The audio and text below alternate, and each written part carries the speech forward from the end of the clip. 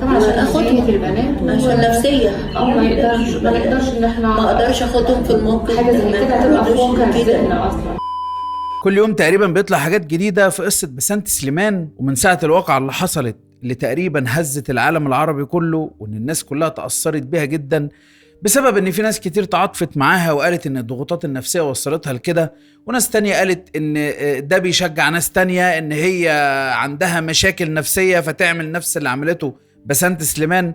فطبعا الاقاويل كانت مختلفة كتير في القصة دي. انا واحد من الناس رأيي ان مهما كان ضغوطاتك النفسية يكون عندك إيمان بالله، وما ينفعش ان انت تسلم نفسك للشيطان علشان يسوقك ان انت تعمل في نفسك كده، وعشان تخسر في النهاية دنيتك واخرتك. امبارح ظهر فيديو جديد لوالدة بسنت سليمان لأول مرة مع بنت من بنات بسنت سليمان. انا صراحة ربنا مش صعبان عليا في اللي حاصل ده كله، غير البنتين دول اللي مش عارف مصيرهم بعد كده ايه. طلعت اقاويل قبل كده ان هم سالوا ام بسنت سليمان، قالوا لها يعني الولاد خلاص بقى هيبقوا معاكي وتاخديهم. فالكلام اللي طلع واتقال ان الست رفضت، ان ام بسنت سليمان رفضت، قالت لا انا مش هقدر عليهم، انا ست كبيره ومش هقدر على مصاريفهم، ومش هقدر على تربيتهم ولا اي حاجه. ده الكلام اللي طلع امبارح لما في لقاء كده صحفيه عملته مع والده بسنت سليمان وسألتها عن نفس القصة دي. تعالوا نشوف مع بعض قالت ايه.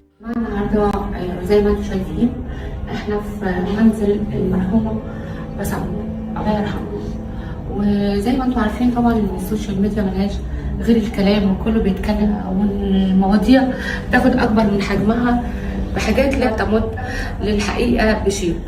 احنا النهارده مع والده المرحومه بسنت في منزل بسنت زي ما انتم شايفين في مكان الواقع زي ما حضراتكم برضه شايفين. فخلينا نرحب بالام ونقدم لها واجب العزيمه.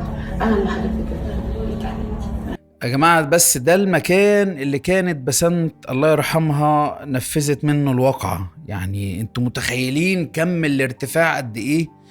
متخيلين حد يبقى واقف مكانها في نفس المكان ده ويفكر بنفس تفكيرها؟ الموضوع يا جماعة مرعب مرعب مرعب. انا مش قادر افهم الناس اللي في اللحظة دي بتفكر في ايه. يعني الناس اللي في اللحظة دي خيالها بيروح فين؟ مش عارف صراحة. انا من صورة بس ومن مجرد فيديو ومع كم الارتفاع انا حصل لي رهبة شديدة جدا. بالك هي بقى او اي حد في مكانها بيحس بايه بجد؟ طبعا حضرتك يعني احنا بنقدم لك العزاء طبعا والبقاء لله، وحضرتك اكيد فيك البركه والصحه طبعا للبنات طبعا، ومحدش هيقدر يوصيكها ابدا. عمر ما حد يقدر يوصيني عليهم عشان دول روحي اساسا. طيب حضرتك عارفه طبعا ان السوشيال كلها كانت بتقول ان حضرتك تخليتي عن البنات ورفضتي ان انت تستلميهم، وبالفعل ان انت سلمتيهم للمدرسه بتاعتهم. ايه واقع الحقيقه؟ الحقيقه ان انا كنت في النيابه عامه، فكانوا معايا تالين وإيلان، ففي المدرسه جايه معايا عشان مش قادره امشي وكده. فهم كانوا معايا، فقلت لها اخديهم بس ايه اخش واطلع. هم كانوا بيستدعوهم جوه طبعا عشان التحقيقات النيابه، كل شويه اخدهم وانا اخش شويه وهم شويه. فجت ميعاد الدفنه بتاعت بسنت، فقلت لها خليهم معاكي لغايه لما يعدي الموضوع ده. فاهمه؟ يعني اللي احنا فاهمينه من القصه، بس عشان الصوت مش واضح قوي غالبا، عشان بس اللي مش سامع اعرف انا فاهمه الموضوع. يا جماعه هي الفكره كلها ان والده بسنت الله يرحمها كانت في النيابه وكان في تحقيقات.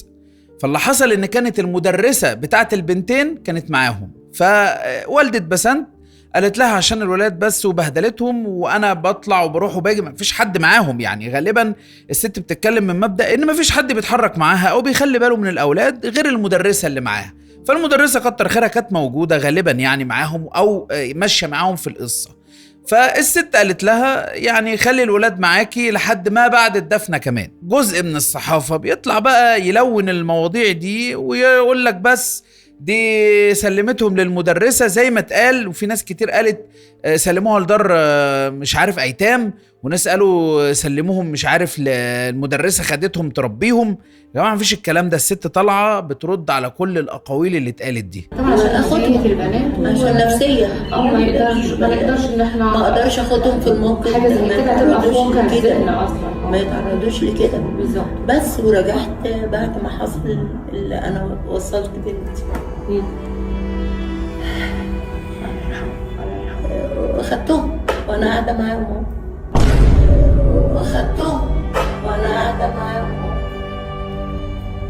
يعني ما في وتالين عندي بس مش عايزه تالين تطلع شو يعني يا جماعه انا شفت تالين وشفت ايلان زي ما انتم شايفين. انا طبعا انا ما كانش في ميعاد ما بيني وما بين طنط، وبرغم ان بسنت كانت حبيبه الملايين وحبيبتنا طبعا. الفيديو اللي نزل كان ده نهايته. غالبا الفيديو ده لسه هيتمنتج او ينزل.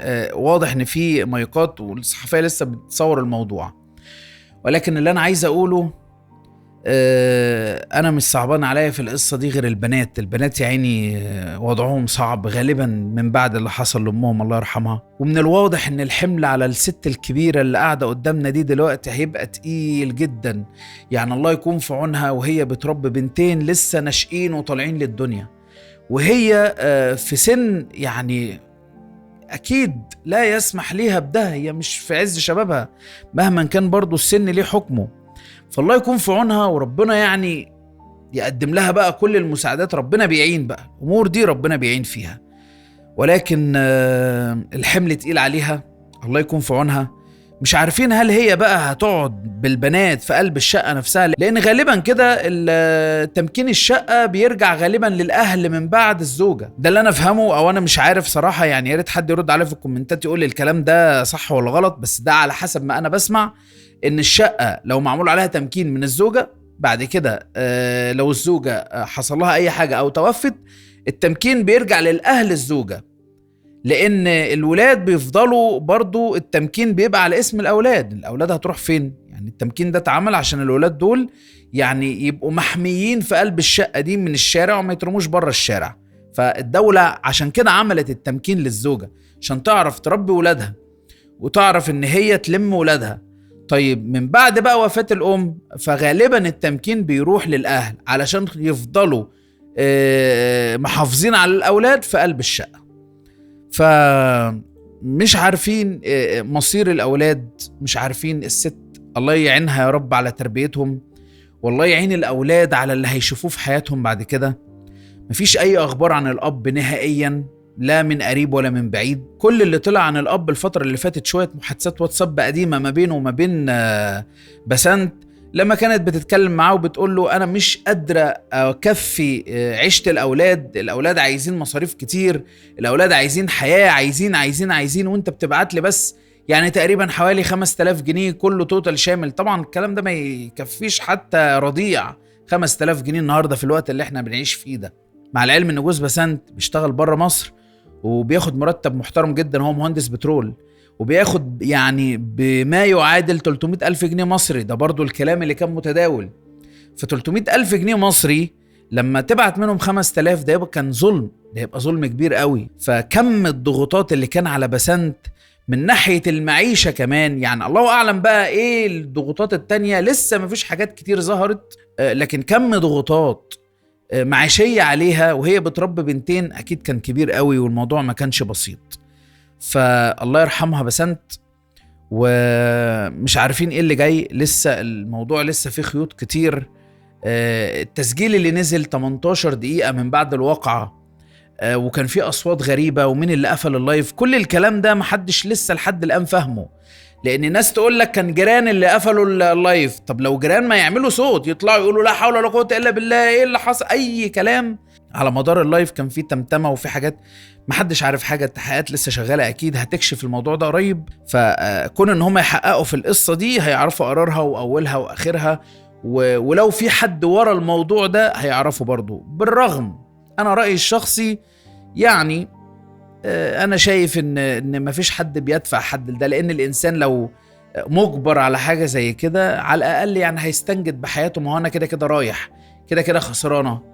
فهعمل اي حاجة، يعني مش هخلي حد ورايا مستور زي ما بيقولوا لو انا في حد اجبرني على حاجة زي كده. فما اظنش يعني هيبان كل حاجة الفترة الجاية. ده كان اخر حاجة طلعت عن بسنت سليمان. دلوقتي انا عارف ان في ناس متابعة القصة دلوقتي كويس جدا وقاعدة عايزة تعرف ايه اللي هيحصل بعد كده.